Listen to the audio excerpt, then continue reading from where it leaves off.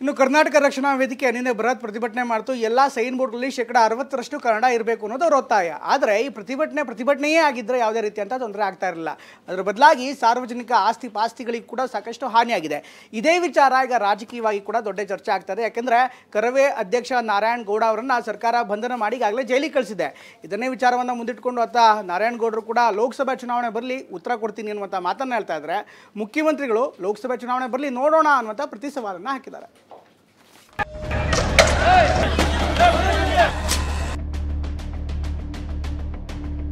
D K Shivakumar ಅವರೇ, ಸಿದ್ದರಾಮಯ್ಯನವರೇ, ನಿಮಗ್ ಸ್ವಾಭಿಮಾನ ಇಲ್ವೇನ್ರಿ? ಒಂದ್ ಕನ್ನಡ ನಾಮಫಲಕ ಹಾಕ್ತಾ ಇದ್ದಂತ ಮಾಲಾಪೇಶ್ಯವನ್ನ ಅವನ್ನ ಬಂದೋಬಸ್ತ್ ಇಡ್ತಿರಲ್ಲ, ಅವನ್ ಏನ್ ಕೊಟ್ಟ ನಿಮಗೆ? ನಮ್ದು ಕನ್ನಡ ಪರ್ವ ಸರ್ಕಾರ, ಕನ್ನಡದ ಕಳಕಳಿ ಇದೆ ನಮಗೆ ಅಂತ ಹೇಳ್ಕೊತಿರಲ್ರಿ. ಊಟಕ್ಕೆ ಸರ್ಕಾರನ ನಿಮ್ದು.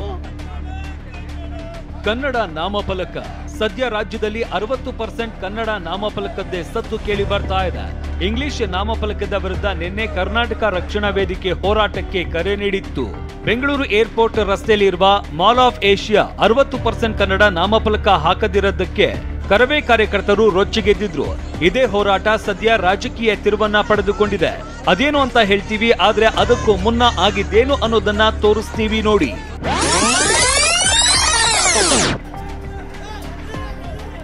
ಪ್ರತಿಭಟನೆಯಲ್ಲಿ ಪೊಲೀಸರ ಮೇಲೆ ಹಲ್ಲೆ, ಸಾರ್ವಜನಿಕ ಆಸ್ತಿ ಹಾನಿ ಆರೋಪದ ಹಿನ್ನೆಲೆಯಲ್ಲಿ ಕರವೇ ರಾಜ್ಯಾಧ್ಯಕ್ಷ ನಾರಾಯಣಗೌಡ ಸೇರಿದಂತೆ ಕಾರ್ಯಕರ್ತರನ್ನ ಪೊಲೀಸರು ಬಂಧಿಸಿದ್ದಾರೆ. ರಾತ್ರಿ ಅವರನ್ನ ಜಡ್ಜ್ ಮುಂದೆ ಹಾಜರುಪಡಿಸಲಾಗಿತ್ತು. ಇದಕ್ಕೂ ಮುನ್ನ ಮೆಡಿಕಲ್ ಟೆಸ್ಟ್ಗೆ ಕರೆದೊಯ್ಯುವ ವೇಳೆ ಕಾರ್ಯಕರ್ತರು ಹೈಡ್ರಾಮಾ ಮಾಡಿದ್ರು. ನಾರಾಯಣಗೌಡರನ್ನ ಕರೆದೊಯ್ತಾ ಇದ್ದ ಬಸ್ ಅಡ್ಡಗಟ್ಟಿ ಕಾರ್ಯಕರ್ತರು ಕಲ್ಲು ತೂರಾಟ ನಡೆಸಿದ್ರು. ಹೈಡ್ರಾಮಾದ ನಡುವೆನೆ ಅವರನ್ನ ಜಡ್ಜ್ ಮುಂದೆ ಹಾಜರುಪಡಿಸಲಾಗಿತ್ತು. ಜನವರಿ 10ರವರೆಗೆ ನ್ಯಾಯಾಂಗ ಬಂಧನಕ್ಕೆ ನೀಡಲಾಗಿತ್ತು. ಹೀಗಾಗಿ ಇವತ್ತು ಬೆಳಗ್ಗೆ ನಾರಾಯಣಗೌಡ ಸೇರಿದಂತೆ ಬಂಧಿತ 29 ಕರವೇ ಕಾರ್ಯಕರ್ತರನ್ನ ಪರಪ್ಪನ ಅಗ್ರಹಾರ ಜೈಲಿಗೆ ಶಿಫ್ಟ್ ಮಾಡಲಾಯಿತು. ಈ ವೇಳೆ ನಾರಾಯಣಗೌಡ ಸೇರಿದಂತೆ ಕಾರ್ಯಕರ್ತರು ಸರ್ಕಾರದ ವಿರುದ್ಧ ಆಕ್ರೋಶ ಹೊರಹಾಕಿದ್ದಾರೆ. ಬಂಧನದ ಬಗ್ಗೆ ಏನ್ ಹೇಳ್ತೀರಾ?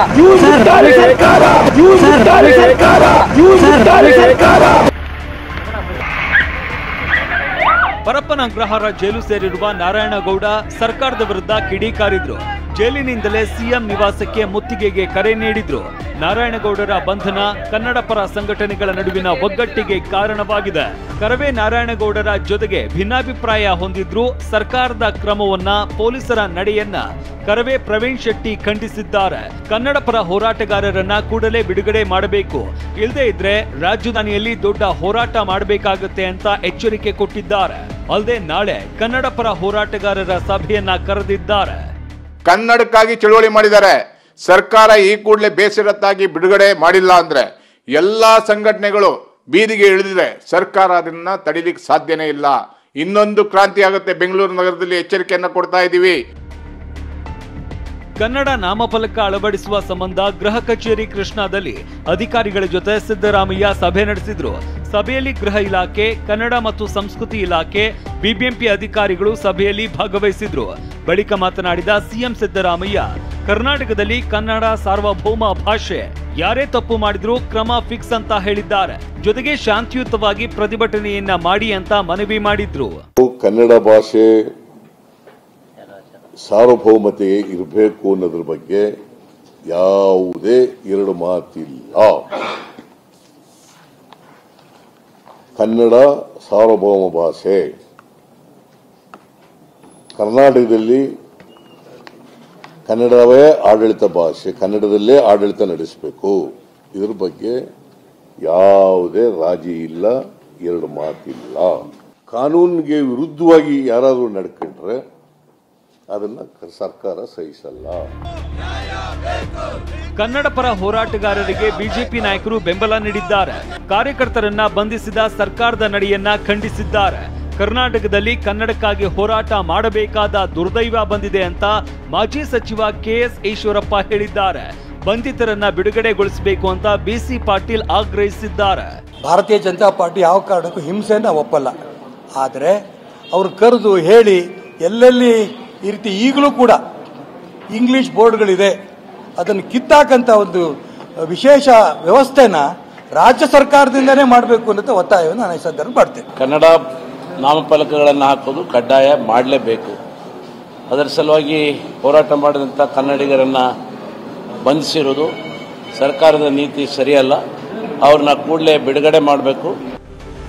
ಈ ಬಗ್ಗೆ ಪ್ರತಿಕ್ರಿಯೆ ನೀಡಿರುವ ಡಿಸಿಎಂ ಡಿಕೆ ಶಿವಕುಮಾರ್, ಕನ್ನಡ ಪರ ಹೋರಾಟ ಮಾಡುವವರಿಗೆ ಯಾರೂ ಬೇಡ ಅನ್ನಲ್ಲ, ಆದ್ರೆ ಸಾರ್ವಜನಿಕ ಆಸ್ತಿ ಪಾಸ್ತಿಗೆ ಹಾನಿ ಮಾಡಿದ್ದನ್ನ ಒಪ್ಪೋದಕ್ಕೆ ಸಾಧ್ಯವಿಲ್ಲ ಎಂದಿದ್ದಾರೆ. ಇನ್ನು ಗೃಹ ಸಚಿವ ಪರಮೇಶ್ವರ್ ಸಹ ಕಾನೂನಿನ ಉಲ್ಲಂಘನೆ ಮಾಡಿದ್ರೆ ಸುಮ್ಮನಿರೋದಕ್ಕೆ ಆಗಲ್ಲ ಎಂದಿದ್ದಾರೆ. ಸರ್ಕಾರ ಹಂಗಂತ ಏನು ನೀವು ಸಹಕಾರ ಇತ್ತು ಇಲ್ಲ ಅನ್ನೋದು ನಾನು ಹೇಳೋದಿಲ್ಲ. ಅವ್ರು ಮಾಡಿದ್ದಾರೆ, ನಾನು ಇಲ್ಲ ಅಂತ ಹೇಳೋದಿಲ್ಲ. ಹಂಗಂತ ಕಾನೂನನ್ನ ಕೈಗೆ ತೆಗೆದುಕೊಳ್ಳಿಕ್ಕೆ ನಾವು ಅವಕಾಶ ಕೊಡೋದಿಲ್ಲ. ಅವರು ಫೋರ್ಸ್ಫುಲ್ ಆಗಿ ಹೋಗಿ ಇವತ್ತು ಅಂಗಡಿಗಳಿಗೆಲ್ಲ ದಾಳಿ ಮಾಡಿ ಬೋರ್ಡ್ಗಳು ಕಿತ್ತಾಕಿ ಈ ರೀತಿ ಎಲ್ಲ ಮಾಡಿದ್ದಾರೆ. ಅದರ ಅವಶ್ಯಕತೆ ಇರಲಿಲ್ಲ. ಕಾನೂನನ್ನ ಕೈಗೆತ್ತಿಕೊಳ್ತಕ್ಕಂಥ ಕೆಲಸವನ್ನ ನಿನ್ನೆ ದಿವಸ ಕರವೇ ಅವರು ಮಾಡಿದ್ದಾರೆ. ಅದಕ್ಕಾಗಿ ಪೊಲೀಸ್ನವರು ಅದನ್ನ ನೋಡ್ಕೊಂಡು ಸುಮ್ಮನೆ ಇರಕ್ಕಾಗತ್ತಾ ಹೇಳಿ. ಈ ಮಧ್ಯೆ ರಾಜ್ಯ ಪೊಲೀಸ್ ಮಹಾನಿರ್ದೇಶಕ ಅಲೋಕ್ ಮೋಹನ್ ಸಿಎಂ ನಿವಾಸಕ್ಕೆ ಆಗಮಿಸಿ ನಿನ್ನೆ ನಡೆದಿದ್ದ ಪ್ರತಿಭಟನೆ ಕುರಿತು ಮಾಹಿತಿ ನೀಡಿದ್ದಾರೆ. ಸಿಎಂ ಸಹ ಗೃಹ ಕಚೇರಿ ಕೃಷ್ಣಾದಲ್ಲಿ ಉನ್ನತ ಮಟ್ಟದ ಸಭೆಯನ್ನು ನಡೆಸಿದ್ದಾರೆ. Bureau report, TV9.